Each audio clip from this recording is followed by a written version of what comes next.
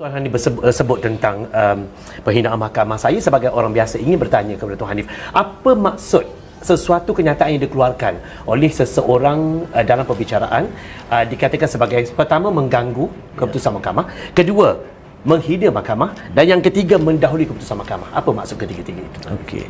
Yang pertama, mengganggu, kedua, menghina, yang ketiga, mendahului keputusan. Baik. Mengganggu adalah sebagai contoh apa yang Guan Eng cakap. Baik.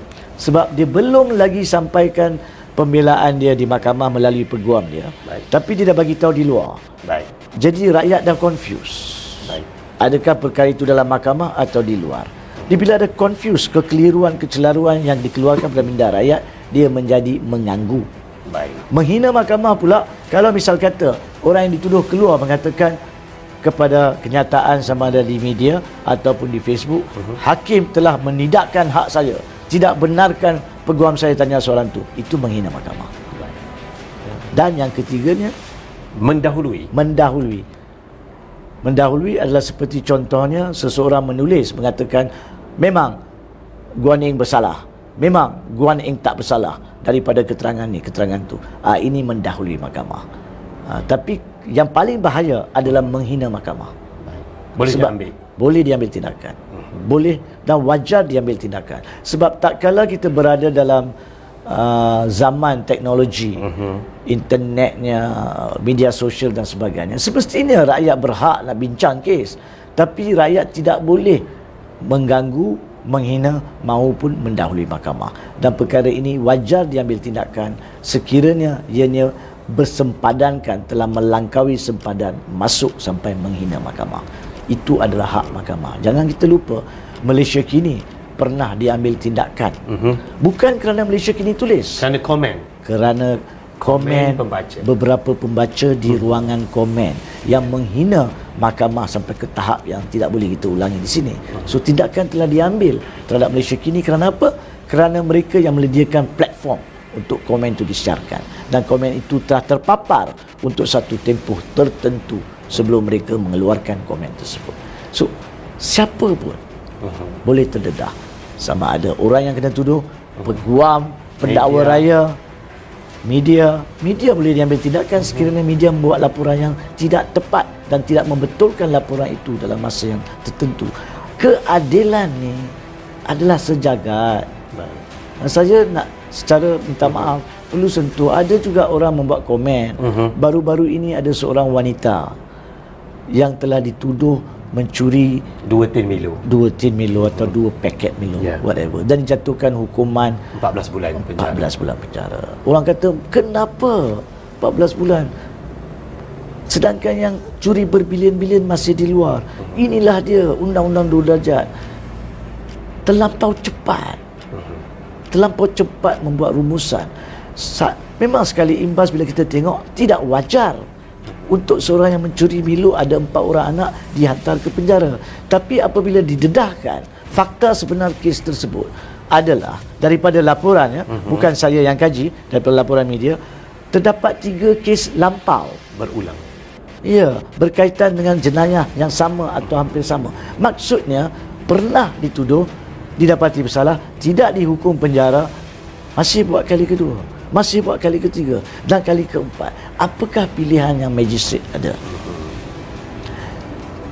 Itu kita kena tengok faktanya. Bukan saya setuju dengan 14 bulan, tapi inilah budi bicara yang dekat mahkamah, dan mahkamah mengambil perkara tersebut. Tapi kita sebagai rakyat suka melompat dan menyoal proses keadilan, seolah-olah mereka mengenakan orang-orang yang tidak berdaya dan melepaskan kerana takut atau sebagainya kepada orang-orang yang berada. Tidak. Sistem kehakiman tidak mengambil pihak. Ya, pihak pelaksana seperti pihak polis, SPRM maupun pejabat peguam negara kadang-kadang boleh dilihat tidak melaksanakan tugas dengan betul, dan kita telah bincang banyak kali dalam program antara politik dan undang-undang. Dua perkara yang berbeza. Baik Tuan Hanif, untuk terakhirnya daripada saya, kalau sebelum kita ambil soalan daripada para penonton, Sejauh mana tindakan yang sebagaimana Tuan Hanif katakan tadi, nasihat, amaran dan sebagainya, mungkin Tuan Hanif boleh mendetailkan sejauh mana sekiranya sesuatu, contohnya pihak kena tuduh membuat kenyataan yang mendahului mahkamah ataupun mengganggu proses mahkamah dan sebagainya, sejauh mana pihak lawannya itu boleh mengambil tindakan terhadap. Dia ada dua perkara di sini, Saudara Zawazi. Kalau misal kata kita adalah peguam mewakili anak guam kita di mahkamah, sama ada saya ataupun anak guam saya membuat sesuatu yang mengganggu proses keadilan dan berbaur ataupun masuk sempadan menghina mahkamah, maka dua pihak ada hak. Awak mewakili anak guam awak, yakni anak guam awak melalui awak boleh buat permohonan untuk penghinaan mahkamah, dan kadang-kadang mahkamah sendiri berhak kalau penghinaan itu adalah terlampau teruk dan berlaku di dalam fahaman dan pandangan yang arif, pandangan ini luas, boleh dengar, boleh lihat, boleh baca, maka mahkamah sendiri walaupun pihak satu lagi tak buat permohonan boleh mengambil tindakan penghinaan, proses tindakan penghinaan mahkamah. Itu dua pihak.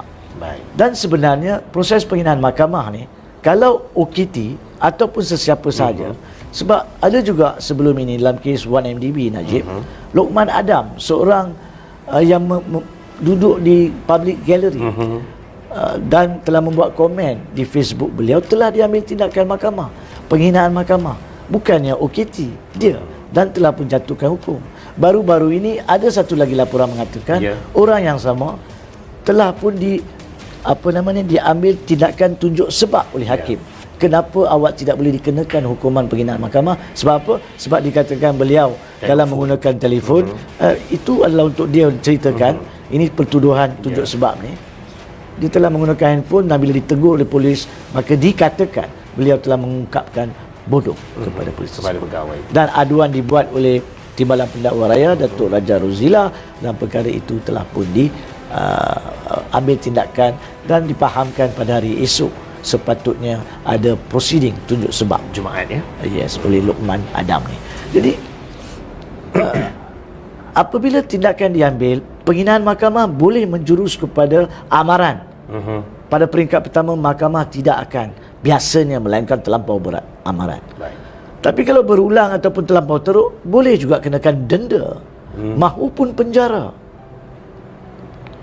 Dan kalau OKT pula, mahkamah boleh juga, yang mana yang ada jaminan, boleh sebenarnya sama ada naikkan jumlah jaminan ataupun batalkan jaminan dan duduk dalam. Sebab bila awak di luar, awak cakap benda-benda yang menghina kami, baik duduk dalam. Awak mengganggu proses perbicaraan.